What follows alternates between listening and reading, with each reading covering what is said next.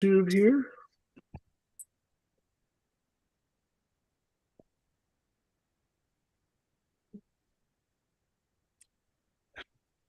Uh,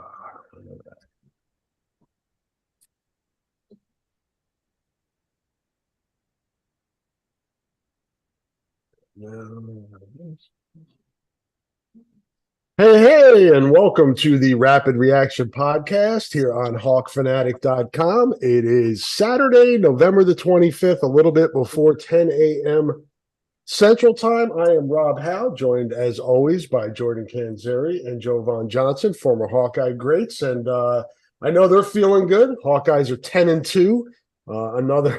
Another crazy, wild ending yesterday. Just another chapter to this. I was going through it, guys, as I was writing my column last night and going through like my mental Rolodex of all the crazy shit that's happened this year. And yesterday fit in just right. And I know this is probably out there because I'm not original and don't think up clever stuff, but it's got to be Eminem, right?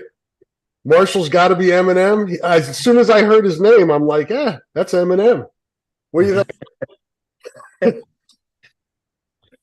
I mean, for how it went yesterday, he definitely deserves a great nickname. So, Be honest, guys. Had you ever heard of him before? Jovan? Absolutely not. That was the lead to my column. I was like, he trotted out there and everybody was looking like getting on their phones. Who is this guy trying to get the roster to figure out who he is? I knew because I covered the team and remember when he joined late in the process because if you guys remember, Aaron Bloom got caught up in the gambling thing. He was the other kicker. Late in the process, he gets knocked out. Iowa goes in the portal and searches around. They're like, hey, what about this kid from Central Michigan? Maybe he can help out. And there he was, Marshall Meter. Just a great moment. I mean, if he never does anything in his life, he's never going to buy another drink in Iowa City again. That's for sure. What was that like, Jovan, just watching that and just saying, you had to shake your head a little and go, okay. Well, and at first, it started with the Ethan Herkett pickoff, and you're like, holy crap, what, that is improbable. And then we go to the backup kicker. Jovan, take it. Well, when he tried it on the field, I was like, either like Stevens is hurt and they need somebody to go out there to give him a chance to win, or B, like the other kicks getting blocked or whatever the case may be, maybe got to his head and he wasn't prepared for the moment, so they're gonna go with somebody else. But I was definitely in my mind like, who is this guy? I never heard of this guy. Didn't even know they had another kicker on the roster. And then when when he lined up to kick it, I thought he missed at first because it took so long for them to signal if it was good or not. So I mean, but afterwards I was excited as ever. Like, hey, another way to win the game, figuring it out down the stretch, big play defensively. It couldn't have ended in a more Iowa fashion. Jordan, it's the last time I remember something similar to that was when Daniel Murray came in for Trent Mossbrucker back in '08. I don't know if you guys remember that, but Mossbrucker had been the kicker. Ironically, he's an assistant coach at Nebraska now. And Daniel Murray came in and kicked the game winner against Penn State, which I believe was a top 5 team at the time at Kinnick Stadium. One of those other just amazing moments. You guys know Kirk well. Not in his nature to make a move like that, Jordan, but he did, and it was the right move. And he said after the game he felt like Meter gave them the best chance to win. yeah, and he said that he was showing consistency in practice, but obviously to take the risk of giving him his first shot in a live game for that point just shows that kid's gonna forever love Kirk Ferentz too, just for the fact that he believed in him and he went and got the job done. But yeah, I mean, my heart was racing after after Deacon threw the interception, and I was just so nervous that they were going to get into field goal range. But then again, for us, Hackett to defensive end to get the interception and then put us in field goal range, and then a kid's first attempt all year to be the game winner, that definitely knows how to get your blood pumping. Jovan, how unusual is that play call from Phil on the Herkett interception where you drop a defensive end in the middle of, like, Purdy did not see him at all. Yeah, I mean, it's one of those things where, you know, when you send fire zones, typically you're going to drop somebody out. So you're going to give the illusion that you're bringing more than they can block, and then you're going to drop somebody out right over the middle, because a lot of times in zone pressures, the middle of the field is the area where the quarterback's really trying to get to, because of where the pressure's coming from. So, you know, it worked out. I mean, what a brilliant call at that moment in the game. Just to have it called and worked to perfection like that is unbelievable. But, you know, at the end of the day, the play was made. He actually caught the ball, you know, a guy, but I've heard on TV he was a converted D lineman from linebacker in high school. So he knows how to drop into coverage. So, I mean, again, just thinking along the lines of your personnel and what they're capable of. I mean, they all already knew that he had prior experience of dropping in the middle, so he could do it with no problem.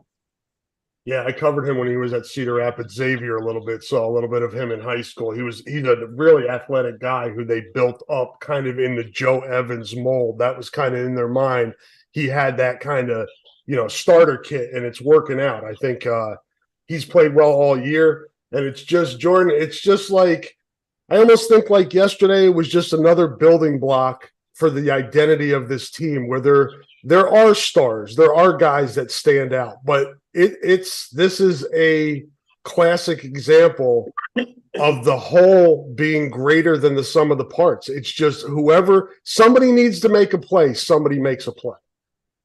Yeah, and that's another point that Kirk made at the end, was that these kids are just gritty, and you know, you've just seen each week now for being a 10-2 team, and again, statistically, offensively, where we're at, just to see like we make the plays when we need to, and that's all that matters, just getting the win. So, you know, whoever wins out today and whoever we face in, you know, the Big Ten championship, it's just, again, us limiting ourselves on errors, but defense doing what it does, and offense just has to, again, make those plays when it matters. And they do, right? I mean, think about this month, right? Northwestern game is in the balance at the end. Some kid named Caleb Brown, who hasn't caught a pass all year, catches the biggest pass, you know, to that point of the season, sets up the game-winning field goal. Last week, you get a kid, Caleb Johnson, falls behind the other two running backs. He's losing time, comes in, boom, he makes the big play. Yesterday, Herkett and a kicker nobody's ever heard of.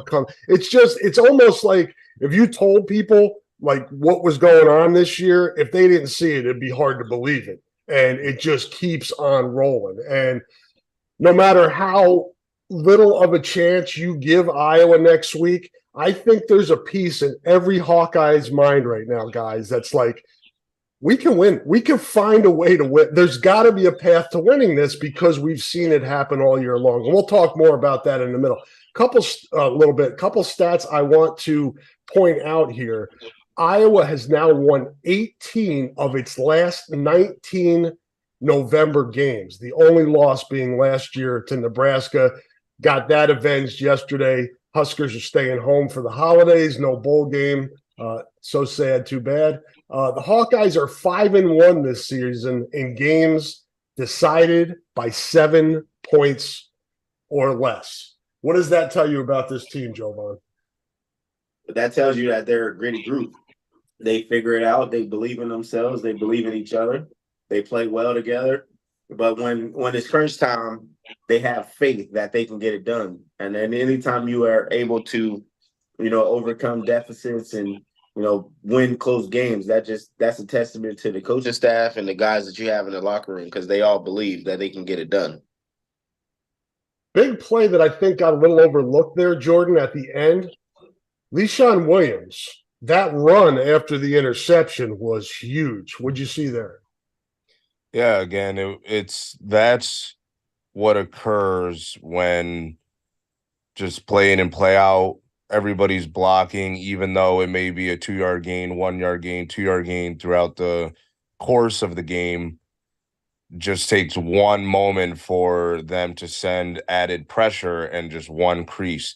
And I think it was I can't remember what lineman, but you could see literally got just the shoulder of the middle linebacker to have him break out, and then he just made a move on the safety. It's just, again, that's how they work, where it's just hammer, hammer, hammer. All of a sudden, a crease will happen, just like week before against Illinois with Caleb Johnson. That's just what we wait for, and it's up to the running backs as well to be patient and just read your keys rather than trying to be like a home run hitter every play. And Leshaun's like a bowling ball too. He gets in the middle there, and he was breaking tackles. People were trying to arm tag. The safety you talked about didn't have the angle, but there was another guy or two that could have made a tackle there. Seemed like last week, Jordan, I'll stick with you. The passing game made some strides in the Illinois game. Didn't look good yesterday. What did you see there? Obviously, some drop passes, some inaccuracies again from Deacon. Just not on the same page yesterday. Just couldn't make the plays that were there. They looked like plays were there to be made. Yeah. I mean, plays were there. They definitely faced a better defensive line of Nebraska. But we all saw that it's tough because, again, I've never played a perfect game, but when we made the stop, traveled all the way down, and ended up with a blocked field goal, but the play before that, it was right in the basket for Caleb Brown, and Deacon threw a great pass, and that had to be a score. But again, the game ain't easy, but those are the types of plays that it can make it, again, the game more stressful in the situations, especially when you're going against a great team. You have to make those plays. So it's something that, again, he's a great athlete, and I know I don't know what happened where he wasn't on the field the rest of the game later on, but if he's good to go for Indy, I know all week he's going to be focused on, getting extra catches in and doing those little things, because I know, just because of the type of athlete, he will be hungry and make sure like that never happens again. So, but he made some really great plays beforehand to keep the drives going. Even the one when he accidentally ran into to the tackle, and I actually think it aided him a little bit. But it was a crazy game for sure. But again, nothing like a revenge game to, one, get the trophy back, and then also prevent them from going to a bowl game. So that'll be their motivation in the offseason, Nebraska's. Jovan, same kind of question to you here. Encouraged or discouraged by what you saw yesterday in the passing game? It's some of the stuff that we've seen this year, the inaccuracies, and the drops, but the plays are there to be made. And it feels like if they can just have one of those games where it all clicks, there's something there. But it's also discouraging to see some of the same mistakes. Yeah, I mean, it's a little bit of both. I mean, you're discouraged because plays are there that can be made, but you're encouraged knowing that, even though you don't play your best game, that you have the ability to bounce back and still overcome adversity. So, I mean, it's a little bit of both. Just to build on, what you have, the offensive scheme has came a long way. I think they've switched up some things, and, they're making the plays a lot simpler, and it's easier for the quarterback because he's getting the ball out on time. There's just a couple missed throws here, some great throws there that was, led to some drop balls. But I think the most important stat is they got to be better on third down because they were in third and medium situations, 4 to 6 a lot, and a couple times they just didn't get the first down because of bad thrown balls or drop balls or whatever the case may be. I think you got to be able to stay on the field on third down, especially against very good football teams, and they're gonna need to be on the field for next week in the Big Ten championship game. The offense for sure. Yeah, no doubt. I like the naked out rollout to Addison Ostrenga. That play works every time. Gets them 5 to 10 every time, if not more. So really like that play there. And then Stylianos with a really big play yesterday too. So the tight ends are still getting it done, even without two guys that'll be in the NFL at some point. From a defensive standpoint, they gave up some plays, Jovan, but it seemed like again they figured out when they needed a stopper or when it got to a point where they needed a big play, they figured out how to make it. Some statistics here. Believe it or not, Ethan Hurkett led Iowa with 9 tackles yesterday. Higgins had 8. That's one of the few times this year that Higgins has not been the leading tackler, but had a little didn't really get to the quarterback as much as they have in recent weeks, Jovan, but it almost seemed like they were also kind of trying to push the pocket and keep him in there because he could beat them with his legs probably even more than with the pass. Yeah, I mean, I thought the quarterback for Nebraska played a pretty solid game. He's athletic. He can throw the ball. He can move in the pocket. He played well, I thought. It just they didn't get pressure on him, but I think they kind of got to him enough so that he can make some in-air throws. But he was maneuvering in the pocket. He was extending plays. If it wasn't because of him, I think that the game would have looked a little bit different. But at the end of the day, he did keep them in the game. The one blemish I thought on the defensive side of the ball was on the touchdown, the long touchdown pass. They were in. Looked like Deshaun Lee was in the inside playing nickel. And, for whatever reason, I think that the safety kind of left him out to dry and didn't provide him with help. Usually the nickel guys in left and man-to-man coverage on the guy in the slot. That's very rare. So I think it was some mishap in communication on that play. And he got beat bad. But other than that, you take away that big play, that was a 66-yard touchdown pass. If you take that away, I mean, their stats look pedestrian at best. So, I mean, it was just one of those days where, they caught you slipping, made a mistake in breakdown and coverage, and they scored and capitalized. You can't have that in big games. Yeah, that film review for Xavier Wongpa and Quinn Schulte on that play, not going to be good. Those guys both sucked up and looked like they were faking blitz, Jovan, but they didn't drop quick enough after they faked it, and then that's when they got beat over the top. Yeah, I knew there's some sort of breakdown there because just knowing the Iowa defense and how they operate, you're never leaving a nickel on a receiver in the slot by himself. Unless you're running the all-out blitz and he's playing inside leverage, and Deshaun Lee was outside leverage. So I know that's not what the coverage call was. So, just a mental breakdown like that, you can't have, coverage bust and things like that against great teams. And next week, you definitely have to make sure that all the DBs are on the same page. And part of it is, those guys haven't been playing with Deshaun Lee as much. I think he only played in one game this year, maybe a couple more, but yeah, those guys haven't been on the field with him as much, so they haven't really had the opportunity to really, nail down their communication aspect. It happens to the best of them. If you remember back the 03 season, 04, I think it was the Outback Bowl, Bob got beat. He got sucked up on play action. Remember that? He got beat deep. That was the only point I think you guys gave up in that game. So it happens to the best of them. Jordan, I don't know how much you guys are coaches, so I'm thinking you guys probably have your hands in everything. What if anything, did you see on the block kicks? Was it Nebraska just seeing something in breakdowns in Iowa's field goal unit, or was it the trajectory of the kick being, I know it's hard to tell on TV, but just kind of what's your takeaway on that? And and I'm thinking more, is that something that's got to be fixed this week before next week? Yeah, I mean, that's definitely something that they got to go over. But for I think it was number 9 for them, their D lineman, like he's good.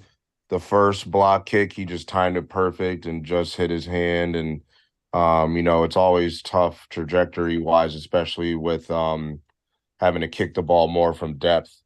Because when he kicked that one extra point, they had no chance. Like that thing was a rocket. Yeah. But I didn't really think much about it until they were showing it, and then obviously versus Meter at the end. But I did think the second kick took a little long for it to go off. But other than that, again, I'm not a kicking coach. I can't really tell, and slow motion always makes it worse. But that was like my first knee-jerk reaction from the second one. I just thought it took a little bit long to get the kickoff. Any thoughts there, Jovan? It looked like even on the last field goal, the snap wasn't great. Torrey made a really good transition on that hold for Meter's kick. It looked like that unit was just a little off all day. Yeah, it was. I mean, it was. And the one that, I mean, the kicks that got blocked, like when you have the chemistry of snapper, holder, kicker, and it's consistent. They work on that stuff every day. But the trajectory of the ball, it all depends on how long the field goal is. So from a mid-range 20 to 30-yard field goal, I mean, you could get the height on the ball because it's not, it's your distance, you can get it there. But if you're kicking it from 40, 50 yards, then you're gonna try to push it more so that trajectory is a little bit lower. But on the one that got blocked, I thought it was just a great effort by their defensive lineman. He got across the line of scrimmage, and I think he's a bigger kid. He got to be like 6'4", 6'5", and then getting his hands up. He got in the gap and got some penetration and got his hand up with perfect timing. Usually if you block the kick at the line of scrimmage like that, is predominantly because of the trajectory of the kick. So, but at the end of the day, I'm sure they're going to go to the drawing board and get it corrected. Yeah, no doubt. My man was looking like Dikembe Mutombo back there on that first block. Let's take a break here.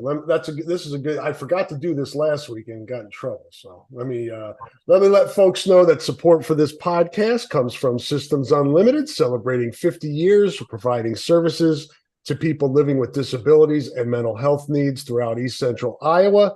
A list of their services and upcoming events can be found at SUI.org. That is SUI.org. Thank you to Systems Unlimited for the great work they do in our community and for the support of this podcast. We're going to hear from a couple more sponsors real quick here, and we'll be back on the other side. Hang in there.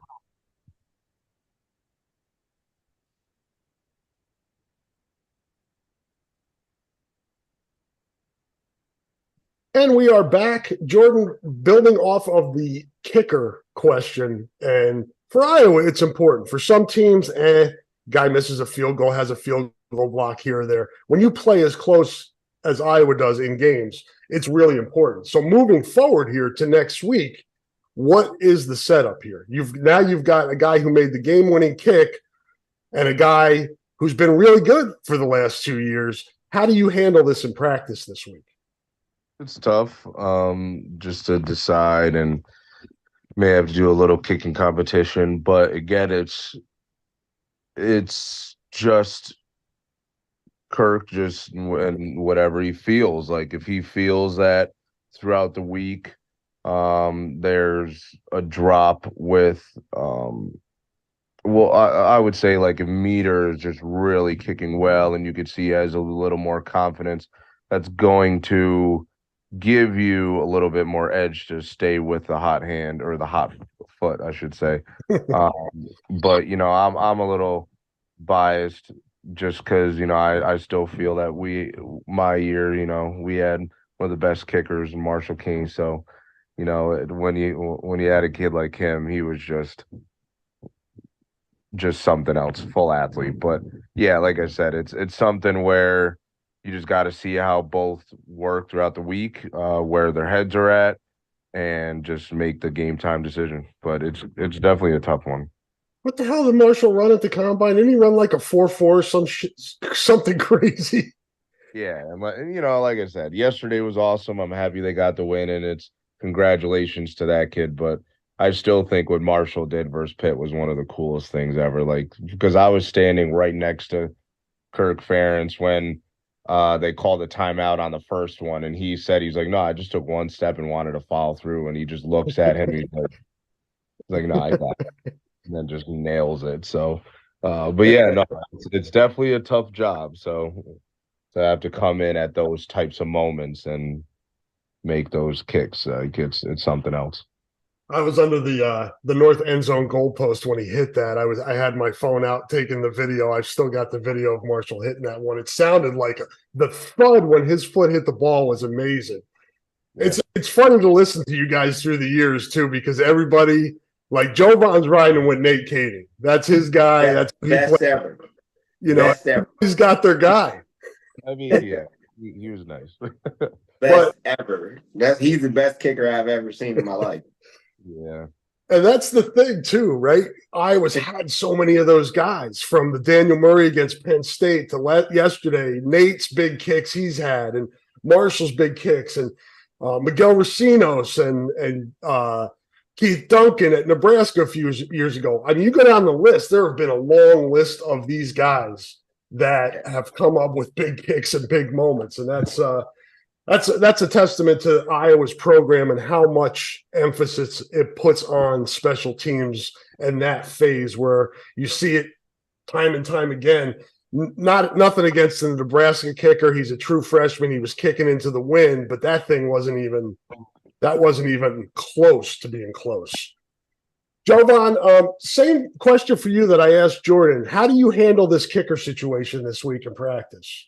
Yeah, you let him battle it out. I mean, obviously, you want to go back with Stevens because he's had the most experience throughout the last few years. But, if his mental state isn't there, because after getting a couple kicks blocked, typically kickers start to think about the pressure rather than executing the kick. So I think that was the major reason why they wanted to go with Meter. But at the end of the day, you let him kick it out in practice, see who's the most confident, see who's the most accurate, and you go with that guy. I mean, there's no real secret recipe on what you need to do, but it's just a matter of who you feel the most confident with because it's a big game. Yeah, and like Jordan referenced, it's kind of a feel, right? Kirk had that feel yesterday to go with Meter in that situation, and it turned out it's kind of like if you're a baseball manager, you take the starting pitcher out, do you put the relief pitcher in, and then you're judged by that. If that kid misses that field goal yesterday, Kirk's hearing it big time from everybody. So tough decisions to make when you're the head coach, but he made the right one yesterday. Let's start to get into this, guys. We're recording this about less than an hour before Michigan and Ohio State kicks off in Ann Arbor. You guys have seen Iowa, obviously, all season. I'm sure you've seen Michigan and Ohio State enough. It's going to be, probably an us against the world type of approach here, Jordan, and nobody's going to give the Hawks a chance. One, how do you approach that? Is that good for Iowa? Iowa likes that underdog role. It almost seems like it's comfortable in this role. Oh yeah, I mean, we're used to it, but again, it's good for us in this place and just to motivate the guys throughout the week. They're going to be fired up. They're going to be excited.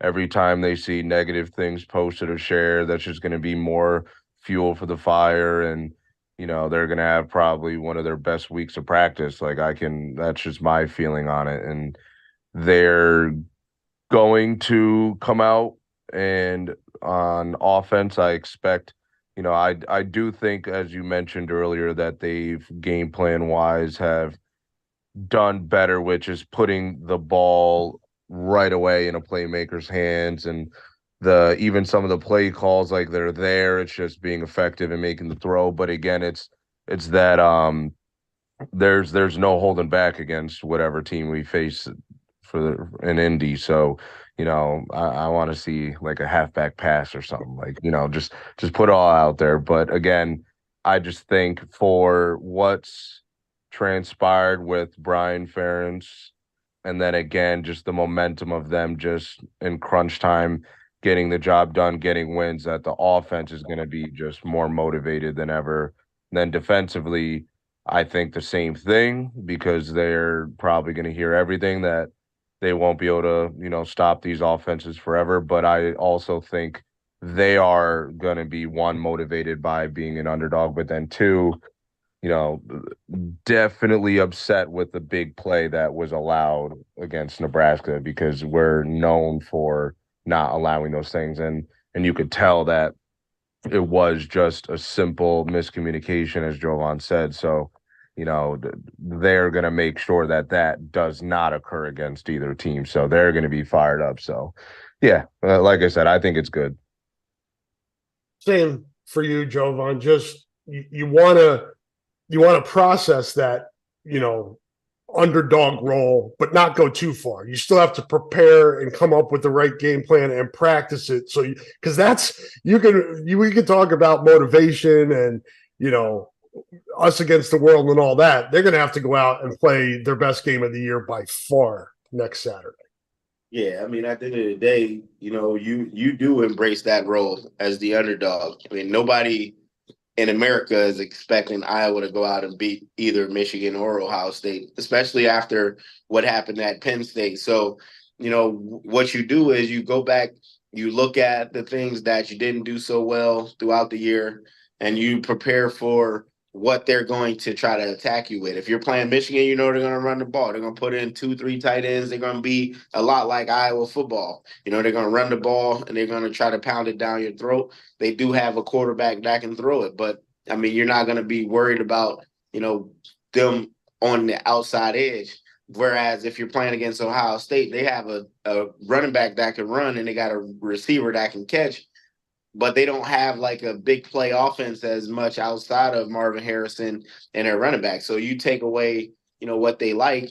I mean, watching them against Rutgers, I wasn't very impressed. So, you kind of build off of what you think is the recipe, and you do that in practice all week and just try to perfect it. And then when you get to the game, you let the chips fall where they may. I mean, anything's possible on any given Saturday. Jordan, I think we talked about this last week, but we've had a little bit more time to think about it. I've gone back and forth on it this week as well. And by the time a lot of people listen to this, they'll know the answer anyway. But is there a better matchup here? Do you prefer one over the other? Yeah, I think I personally would prefer Ohio State. Just as Jovan said, Rutgers didn't really show as much of a dominance as you would assume. And then again, Rutgers scored 16. We shut them out. And their defense just is not nearly as good, I think, as Michigan's. They've had their moments and they've shown that they're still a good one, but they're saying this is one of Michigan's best defense in all history. And you could tell just by, again, how they've been kind of playing. But I would say also, just on the offensive side, I think their quarterback is a little bit more sporadic than McCarthy. And if we can stop them on early downs and force them into passing downs, and the places he's going to try to want to go to with Harrison, it's at least plays into our hands a little bit more, not allowing the big plays and then just having to make a mistake and capitalize on it. But, as Jovan said, McCarthy, he can throw, he spreads the wealth, he can run. And they do have a solid offensive line, but, I do think Ohio State would be a better matchup. Jovan, same question. Yeah, I do agree. I think Ohio State would be the better matchup, just because, like I said, they're more predictable than Michigan. Michigan can do a lot more. I like Michigan's quarterback better. I like Michigan's running game better. Obviously, Ohio State's passing game, but Michigan has the better defense of the two. So you want to play the team that gives you the best possible chance at winning. And I think Ohio State gives Iowa a better chance to win than they do against Michigan, because Michigan's going to control the clock. They're not going to let the offense get on the field that much. And then with our offense, the way they're playing, I just think Michigan would be a better team than Ohio State to play against in a Big Ten championship.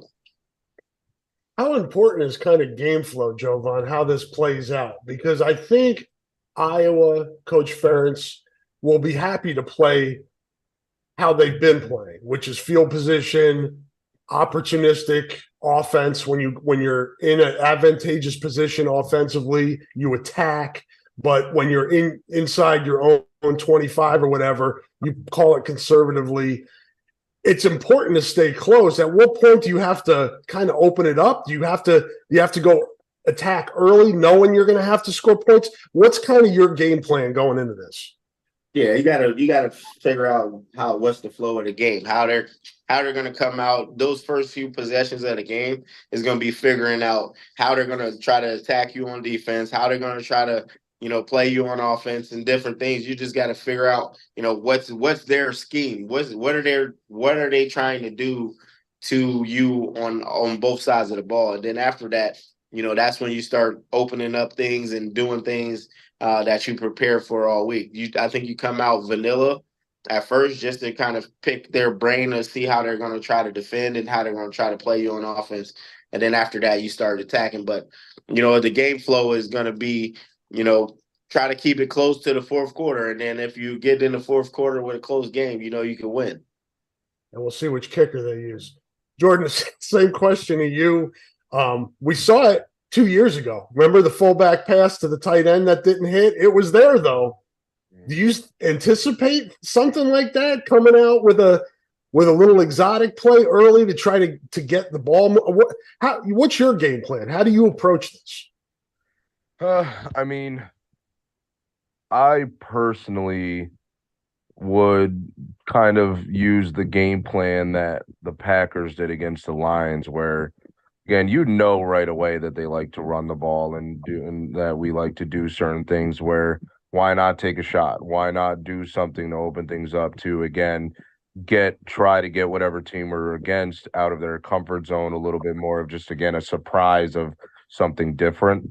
But as Jovan said, it definitely is just a feel thing where, it's that chess match. You want to see what they're thinking about and kind of adjust off of that. But if we can do something where we see that our defense is being effective and then play more conservative, just like Nebraska, those are those chances. But, there'll be the times when we're in the red zone and when it was like 3rd and 8, we ran it just because we knew we wanted just to try for the field goal. Those will be opportunities where we have to try to go for the end zone just because, again, of the team we're facing. But if we can do what we did against Nebraska in the first half, like we said, it was the one touchdown mistake we let up, but I think it said it was like 17 minutes to like 8 or something, like even less, something like that. I couldn't remember, but if we can control the clock in the game like that, then again, it'll definitely play in our favor of what we call. But we definitely offensively don't want to be in a position of like trailing 2 touchdowns or more. Yeah, no doubt. And yeah, the flow of the game is going to be interesting. Iowa kind of got against Michigan a few years ago, got behind, like Jordan was saying, and it was just, you had that feel like, are they going to be able to catch up? Are they going to be able to score enough points? And I agree with you. When you get in the red or green zone, you got to take some shots in the end zone. Really didn't do that yesterday. I think the one series before one of the blocked field goals, none of the throws went into the end zone. There were no shots, and they're going to have to do that this week. They're going to have to try to score points. This isn't going to be a 13-10 game. Maybe it is. Maybe Iowa gets that, and the defense is able to get to that point. How are you guys feeling? Last question. How are you guys feeling going into this matchup? I talked before about we've seen Iowa overcome adversity, find ways to win this year. Is that in your head going to Indy, or how are you looking at this game? Jovan, I'll start with you. Yeah, for sure. I mean, I feel confident in the defense and special teams. I think they're going to go out there, they're going to perform, they're going to play well. I think the only blemish is that has you kind of questioning is whether the offense can move the ball and stay on the field. If they can't move the ball at all and they're punting every down, I mean, like the Penn State game, just for example, if you don't have the ball in your possession on offense and the defense is out there for a long time, eventually they're going to start to give up plays.